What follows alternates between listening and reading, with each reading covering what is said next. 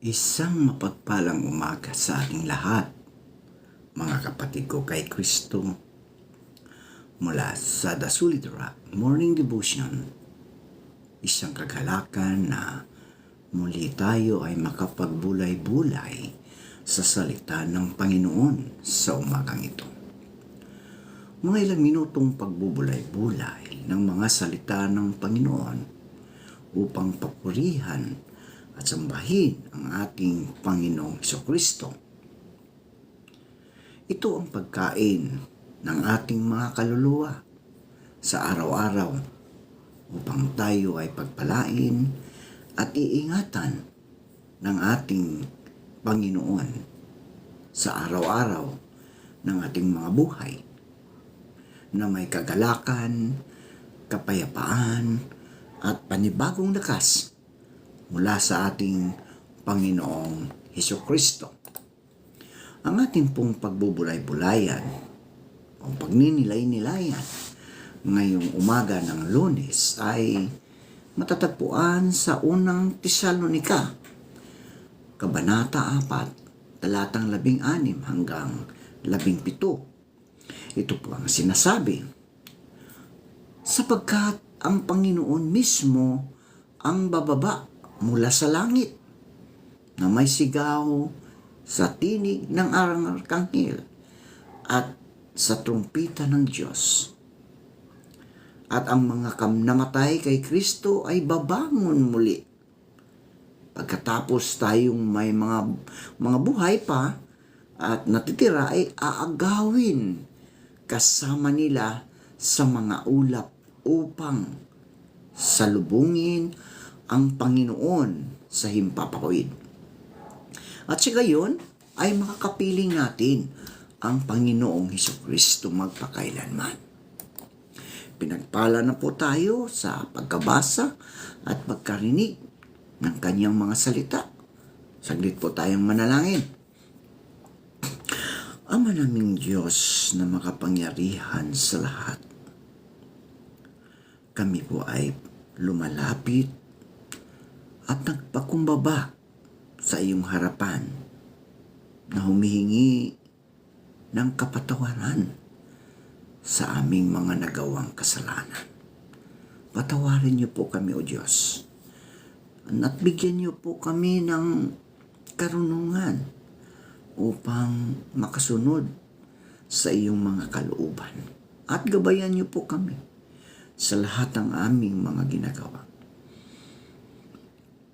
Aming itataas ang aming mga kapatid na nasa banig ng karamdaman. Pagalingin niyo po ang iyong mga anak na ito na nasa banig ng karamdaman. Panginoong Hesus, lumalapit po kami sa iyo ngayong umaga upang idulog ang mga kahilingan, ang kagalingan ng mga may karamdaman. Haplusin niyo po sila, O Diyos, at pagkalooban ng panibagong lakas upang sila, O Diyos, ay muling makapaglingkod sa iyo. Patawarin niyo po sila sa kanilang mga nagawang kasalanan at pagkalooban mo ng kagalingang pangkaluluwa. Aming ding idinudulog, Panginoon, ang aming bansa, ang bansang Pilipinas. Bigyan mo kami ng tapang na ipaglaban ang tama at mamuhay ayon sa iyong kalooban. Sa iyo po namin ipinagkakatiwala ang aming bansa, O Diyos. Ipagkaloob mo sa amin ang kapayapaan, kaunlaran, at gabay sa bawat hakbang. Mangyaring alisin ang diwa ng pagkamakasarili, kayabangan, at katiwalian mula sa aming mga pinuno na aming iniluklok at aming inihalal. Hayaan mo silang magkaroon ng makadiyos na budhi at integridad upang akayin ang aming bayan na magkaroon ng masaganang kaunlaran. Amin ding inilalapit sa iyo, Panginoon, ang mga kaibigan namin na magsisipasok sa kanilang mga trabaho, na sila ingatan mo sa daan. Pagkalooban mo sila ng pasensya, Panginoon, kung sila man ay nagmamaniyo ng kanilang mga sasakyan, upang hindi po sila magkaroon ng mga problema sa daan, Panginoon, sa matraffic na lugar. Pagkalooban mo sila ng isang pusong mapagmahal sa kapwa, Panginoon. Amin din inilalapit sa iyo ang iyong mga anak na nagtatrabaho sa ibang bansa. Ang mga OFW, o Diyos, naghirap sila, nagtiis na mapalayo sa kanilang mga mahal sa buhay. Mabigyan nila lamang ang kanilang mahal sa buhay na magandang buhay, Panginoon. Kaya, Panginoon, dalangin ko na sila'y ingatan mo sa ibang bansa. Proteksyonan mo sila sa anumang mga kasamaan, Panginoon. Lalong-lalo na, O Diyos, sa mga pagsubok sa buhay, sa mga tukso. Ilayo mo sila, Panginoon, sa mga tuksong makamundo, Panginoon. Bagkus gamitin mo sila, O Diyos, bilang asin at ilaw sa lugar kung saan sila, Panginoon, naghahanap buhay. Amin din inilalapit sa iyo, O Diyos, ang mga kaibigan namin na nagmamigrate na o naninirahan na sa ibang bansa. Na sila ingatan mo, proteksyonan mo, gamitin mo sila, O Diyos, upang ang iyong mga salita ay maibahagi sa bawat sulok ng mundong ito. Panginoon Hesus, dalangin ko rin ang mga kaibigan namin na naghahanap ng trabaho. Ito man ay lokal o abroad, naway makasumpong sila ng magandang trabaho sa tulong ng iyong banal na Espiritu upang sila, O Diyos, ay magkaroon ng hanap buhay. Panginoong Hesus, maraming salamat sa magandang umaga na iyong ibinigay. Maraming salamat sa muli mong pagising sa amin, sa muli mong pagbibigay ng buhay, ng lakas at ng karunungan upang kami, Panginoon, ay patuloy na maglingkod sa inyo at sa aming kapwa. Tulungan mo kami na kami ay abot ng aming mga kamay sa iyong sa aming mga kapwa, Panginoon, aming mga kapitbahay. Lord, maraming salamat po. Ikaw ang Diyos na dakila, naghirap sa krus ng Kalbaryo upang kami, O Diyos, ay mapawalang sala sa aming mga buhay. Maraming salamat po. Purihin ka sa pangalan ni Jesucristo na aming Diyos at tagapagligtas. Amen. Ang tunay na paghahanda para sa rapture. Ayan. Mga kaibigan, mga kapatid ko kay Kristo, ang salitang rapture ay hindi tuwirang mababasa sa Biblia. Ngunit ang kaisipan nito ay malinaw na isinaasaad sa mga talata tulad ng unang Tesalonika, Kabanata 4, talatang 16 hanggang 17, kung saan sinabing sapagkat ang Panginoon mismo ang bababa mula sa langit na may sigaw sa tinig ng arkanghel at sa trumpeta ng Diyos, at ang mga namatay na kay Kristo ay babangon muna. Pagkatapos tayong mga buhay pa at natitira ay aagawin. Aagawin kasama nila sa mga ulap upang salubungin ang Panginoon sa himpapawid. At sa gayon ay makakapiling natin ang Panginoon magpakailanman. Napakasarap pakinggan ang pangakong ito, mga kaibigan. Isang araw sa isang iglap, ang lahat ng tunay na mananampalataya ay kukunin upang makapiling ang Diyos sa walang hanggang kaluwalhatian. Ngunit sa likod ng pangakong ito, may isang mahalagang paanyaya. Kaibigan, handa ka na ba?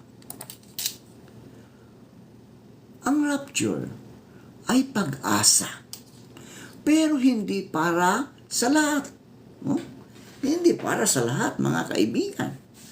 Para sa mga tunay na sumusunod kay Kristo. Ang rapture ay isang matibay na pag-asa sa gitna ng kaguluhan, sa gitna ng digmaan, sa gitna ng kasalanan, sa gitna ng pangungulimbat ng kaba ng bayan at pasakit sa mundo.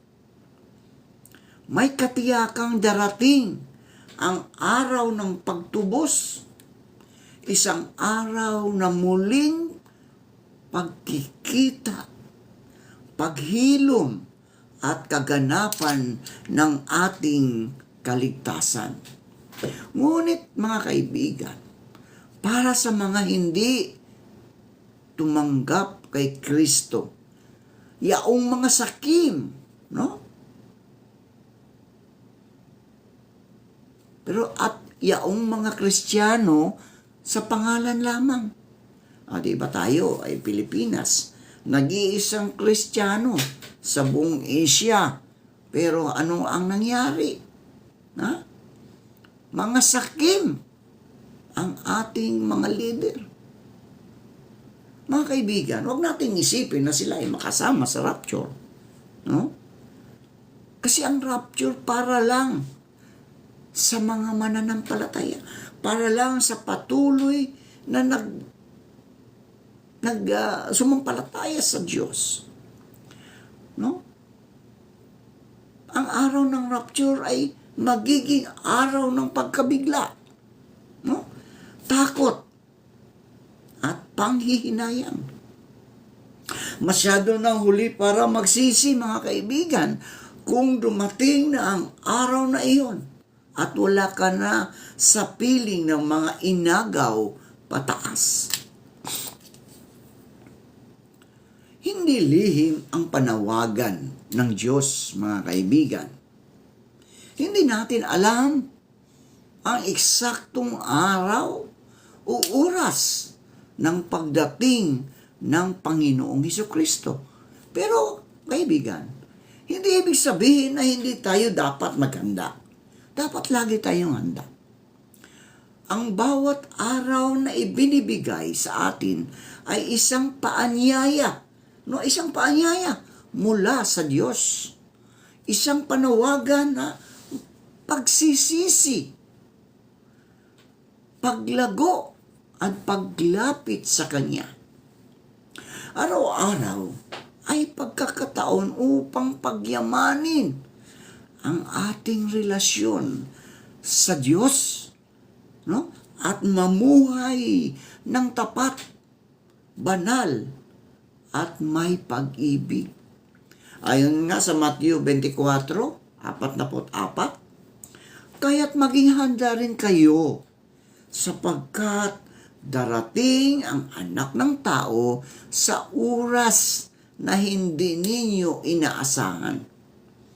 Ang paghahanda ay hindi lamang panlabas, katulad ng pagsisimba, pagpipray o pagbabasa ng Biblia.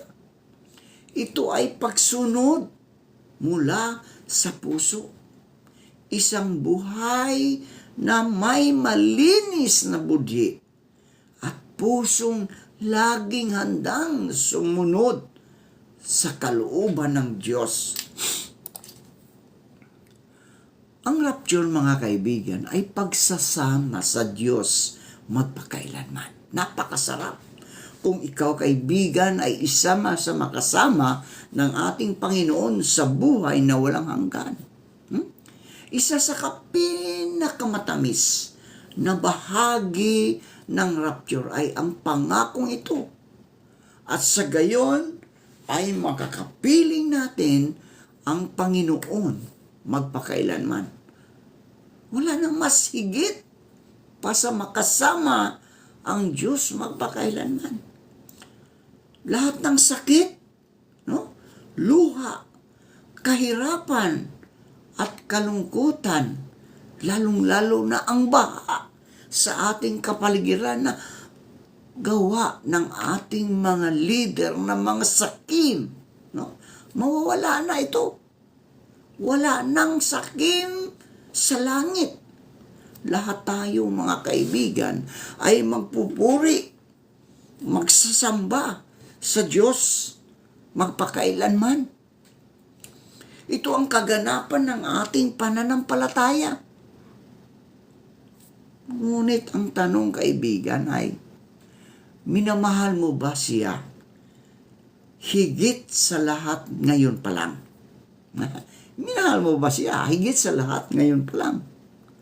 Dahil kung hindi mo nais makasama ang Diyos ngayon, ay anong dahilan ang meron para nais mong makasama siya sa kawalang hanggan? Mga kaibigan, mga kapatid ko kay Kristo, huwag maging kampante. Mamuhay ng may layunin. Ano ba ang layunin natin? Maraming tao ang kampante sa kanilang relihiyon. Relihiyon. Naging bahagi na ng kultura ang Kristyanismo. Ngunit walang tunay na relasyon kay Kristo. Iyon ang totoo. Relihiyoso. Pero walang tunay na relasyon sa ating Panginoong Jesucristo. Iyan ang babala ng Panginoon sa Mateo, Kabanata 7, talatang 21 hanggang 23. Sabi niyon, hindi lahat ng tumatawag sa akin ng Panginoon, Panginoon, ay makakapasok sa kaharian ng langit. Hindi sapat ang pagiging mabait o pagiging aktibo sa simbahan o sa iglesia kung walang pagsuko ng buong puso. Ang tunay na pananampalataya, mga kaibigan, ay nasusukat sa pagsunod at pagbabago ng buhay. Kaya kung alam mo may mga kasalanan ka pang kinukonsinti, mga taong hindi mo mapatawad, mga kaibigan, o bahagi ng buhay mong hindi pa nakasuko sa Diyos, dahil ikaw ay isang leader ng bayan na sobrang pinahirapan mo ang iyong kapwa dahil sa mga bahang dumating sa bayan, dahil sa mga proyekto mo na wala namang nangyari. Kaibigan, ngayon na ang oras para itama mo yon. Itama mo. Itama mo ang iyong pagkakamali kung gusto mong makapiling ang Diyos magpakailanman. Bakit mahalaga ang rapture sa ating pananampalataya, mga kaibigan? Bakit mahalaga? Kasi ang rapture ay paalala na hindi ito ang ating tahanan. Itong mundong ito, temporary lang ito. No? Temporary lang tayo dito sa mundong ito. Tayo ay mga dayuhan sa mundong ito. Pansamantala lamang. No? Di ba? Pansamantala lamang. O kung hindi ka makasama sa rapture ngayon, halimbawa, mamamatay ka rin naman eh. Babalik ka sa lupa. Iyanin mo ang yaman mo ngayon. Ha? Kinulimbat mo ang pera ng bayan. Iyanin mo yung pera ngayon. Pag ikaw ang namatay, ngayon din, ha? Ano sasabihin sa'yo ng Panginoon? Ikaw pinahirapan mo ang aking mga anak. Ha? Pinahirapan mo ang aking mga kababayan sa Pilipinas. Anong sasabihin mo sa Panginoon? Ha? Ano sasabihin mo sa Panginoon? Gusto ko ng yaman. Ngayon, namatay ka. Katulad, ito ba? Kung naalala ninyo ang story ni Lazaro at ang mayaman, parehas silang namatay. Namatay si Lazaro na isang mahirap. Namatay ang mayaman. Sino ngayon ang nasa piling ni Abraham? Si Lazaro. Anong sabi ng mayaman? Amang Abraham, ipadala mo si Lazaro doon sa mundo para maniwala ang aking mga kapatid na narito ako, naghihirap upang sila ay sumunod sa iyo. Pero ang sabi ni Abraham, nandoon si Moses, nandoon ang mga propeta. Kahit naman patay, bumalik, hindi pa rin sila maniniwala. Kung ang kanilang puso ay sarado. Di ba? Sarado. Kaya lahat ng ito ay mawawala. Yung mga kasikatan, yung kayamanan natin, mga kaibigan, mawawala yun. Kasi, nasa lupa na tayo eh. Di ba? Nasa lupa na tayo. Tayo ay mamamatay. Pero ang pinaka-importante, mga kaibigan, kapag tayo'y mamatay at sa pagharap natin sa ating Panginoong Jesucristo, ay ang sabihin ng Panginoon, well done, faithful servant. Come in. Pasok ka sa aking kaharian. Magpuri tayo kasama ng mga anghel sa langit. Di ba? Napakasarap. Ngunit ang ating buhay sa Diyos ay may walang hanggang kahalagahan. Iyon ang totoo, kaibigan. Manalangin tayo. Panginoon, salamat sa iyong pangako pagbabalik. Alam kong hindi ako karapat-dapat, ngunit sa iyong biyaya, ako'y lumalapit. Linisin mo ako, baguhin mo ako, at ituwid mo ang aking puso. Gawin mo akong handa sa araw ng iyong pagdating. Hindi sa takot, kundi sa pananabik. Turuan mo akong mamuhay ng may kabanalan, pag-ibig at pananampalataya. Ikaw ang aking inaasahan. Naway sa araw ng pag-agaw, ako'y matagpuan mong tapat. Panginoong Jesucristo, pagpalain mo ang lahat ng mga anak mo na patuloy na nakikinig sa iyong mga salita at isinasabuhay upang makita nila o makita ang ilang buhay na may liwanag, may Kristo, may kapayapaan.